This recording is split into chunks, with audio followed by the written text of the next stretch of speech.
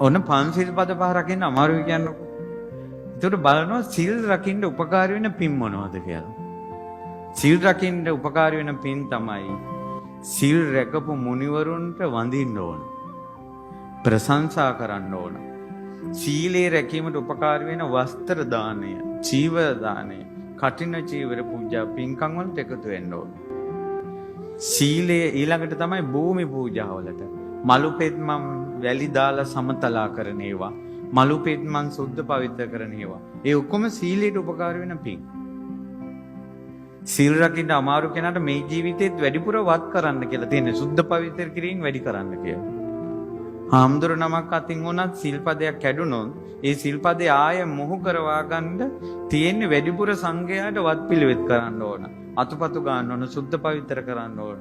වැසිකිලි කැසිකිලි සෝදන්න ඕන. දවස් ගාණක් ඒක කරලා තමයි සංඝයාගෙන් ආය අර කැඩිච්ච සිල්පදේ සමාන කරගන්නේ. ඒ නිසා වත් පිළිවෙත් බහුල කරන්න ඕන. වස්ත්‍ර පූජාව බහුල කරන්න ඕන. සීලය ගැන ප්‍රාර්ථනාව ඇති කරගන්න ඕන.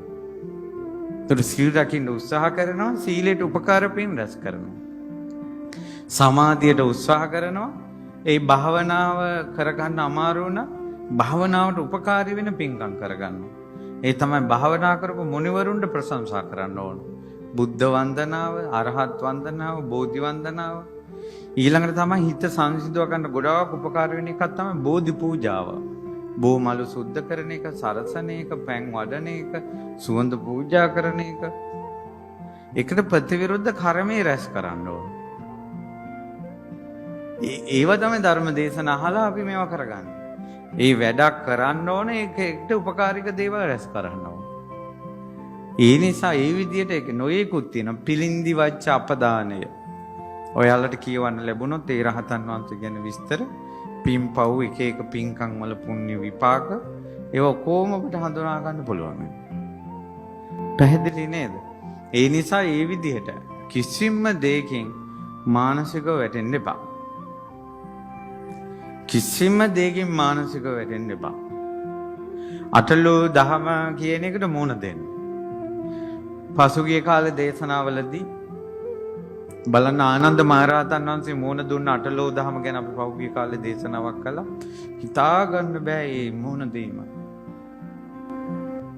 ඊළඟ විශේෂය තමයි විශාලා මහනුවර. තුම්බියකට මුණ දීලා කණ්ඩ නැතුව, දුර්භික්ෂ බය, වසංගත හැදිලා රෝග බය, අමනුෂ්‍ය ආවේශ වෙලා අමනුෂ්‍ය බය, තමන්ගේ පවුල් වල ඥාතින් මැරිලා ඥාතින් මිනි ගොඩ මැද ජීවත් වුණ මිනිස්සු, අවසානයේ ඉතුරු වුණ මිනිස්සු 5 ලක්ෂ ගාණක්, ලක්ෂ 6කට කිට්ටුව මිනිස්සු රතන සූත්‍රය අහලා සෝවන් වුණා. බලන්නකෝ, බඩගින්නෙත් මැරෙන්නේ නැතුව, වසංගත වලිනොත් මැරෙන්නේ නැතුව, අමනුෂ්‍යෝ නිසාත් මැරෙන්නේ නැතුව, මිනි ගොඩක් මැද හරි ජීවත් වුණේගේ විපාක